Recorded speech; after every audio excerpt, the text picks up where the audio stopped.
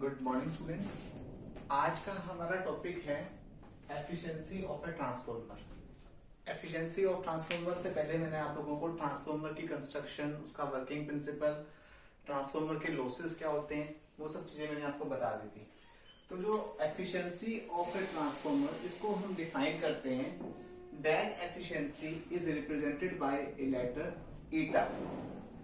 This is the ratio of output power to the input power. Ratio of output power to the input power is called efficiency of a transformer. और जो आपका input power होती है,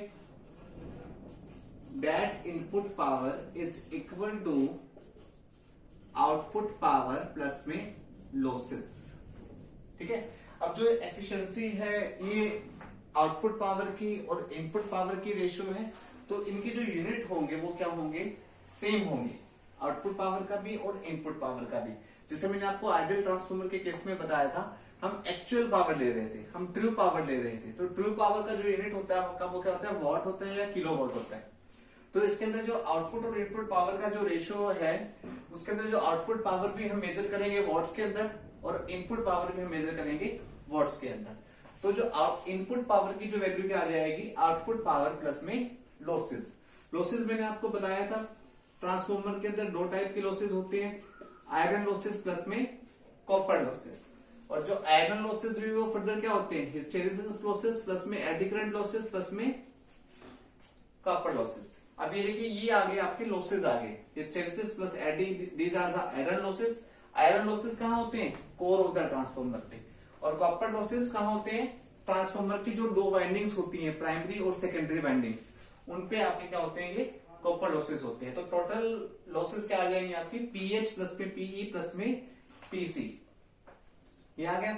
अब output power जो होती है उसकी वैल्यू होती है आपकी V2I2 cos phi, यानी आउटपुट साइड पे जो वोल्टेज है और आउटपुट साइड पे जो करंट है, और multiplying by the cos phi। cos phi is the power factor divided by V1I1 cos phi plus में लॉसेस PI प्लस में PC, PI प्लस में PC। ये आ गई आपकी एफिशिएंसी की वैल्यू आ गई। तो जो V2 है आपकी, वो क्या है, आउटपुट साइड पे, जो सेकेंडरी साइड पे, V2 is the secondary terminal voltage, secondary terminal voltage. V2 is a secondary terminal voltage and I2 is a secondary load current। लिख लीजिए सिंबल्स। cos phi जो है आपका, वो क्या है, पावर फैक्टर। इसको थोड़ा स्क्रीन को मैं पॉज कर देता हूं, इसको आप स्क्रीनशॉट ले लीजिए या इसको नोट कर लीजिए कि जो आपकी V2 है वो सेकेंडरी टर्मिनल वोल्टेज है, और जो I2 है आपकी वो सेकेंडरी लोड करंट है। cos phi क्या है आपका, पावर फैक्टर है।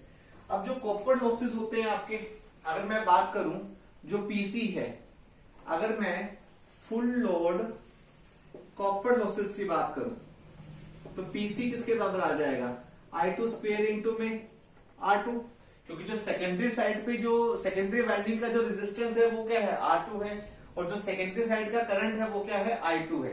क्योंकि जो मैंने आपको बताया था लॉसेस वाले चैप्टर में कि जो पीसी है, जो कॉपर लॉसेस है, that is the directly proportional to the square of the load current। square of the load current is square of the primary current।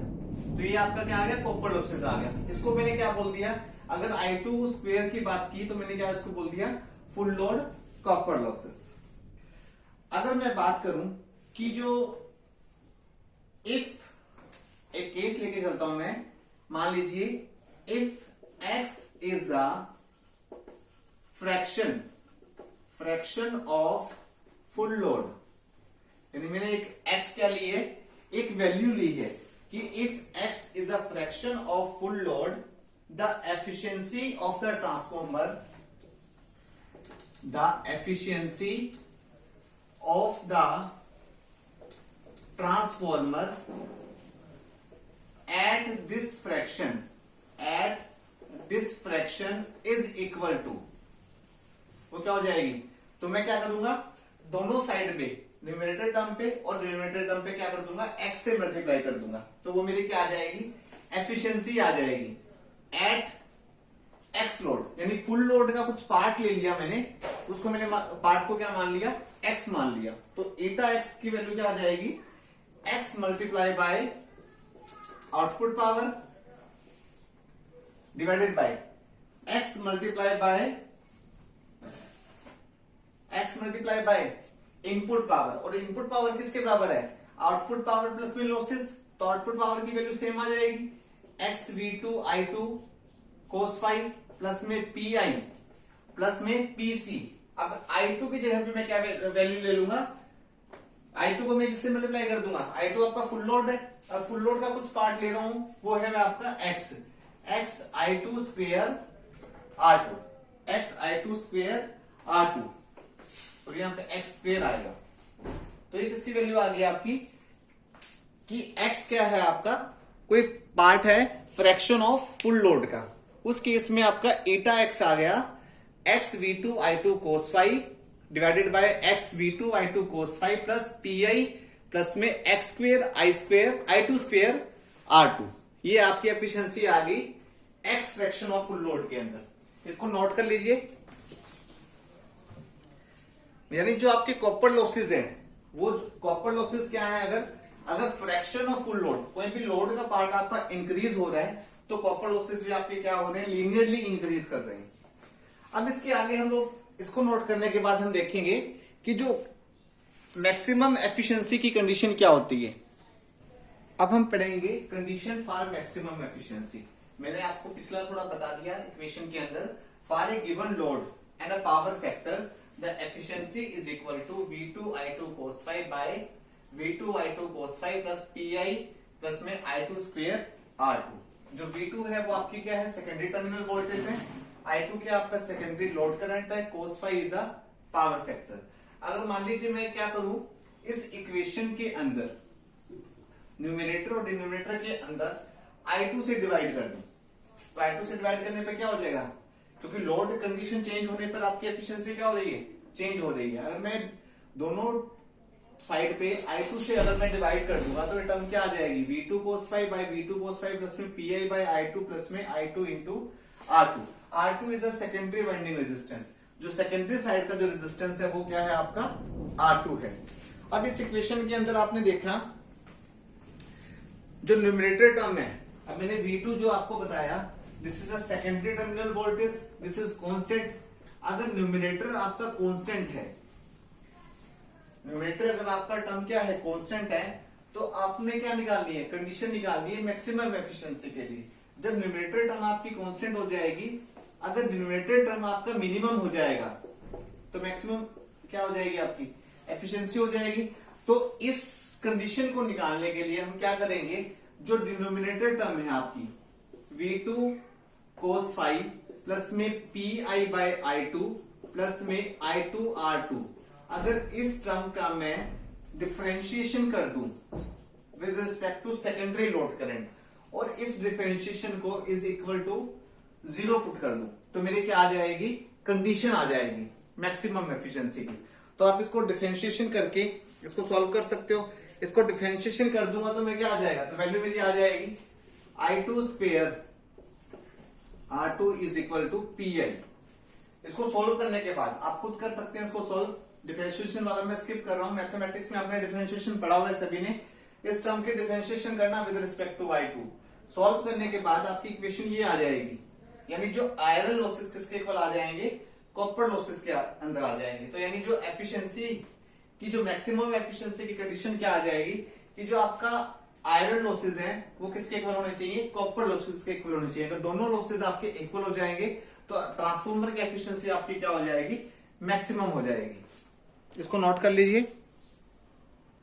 अब जब दोनों लॉसेस आपके इक्वल हो गए, यानी जो आयरन लॉसेस है कॉपर लॉसेस के इक्वल हो गए, तो एटा की वैल्यू क्या आ जाएगी, v2 i2 cos phi divided by v2 i2 cos phi.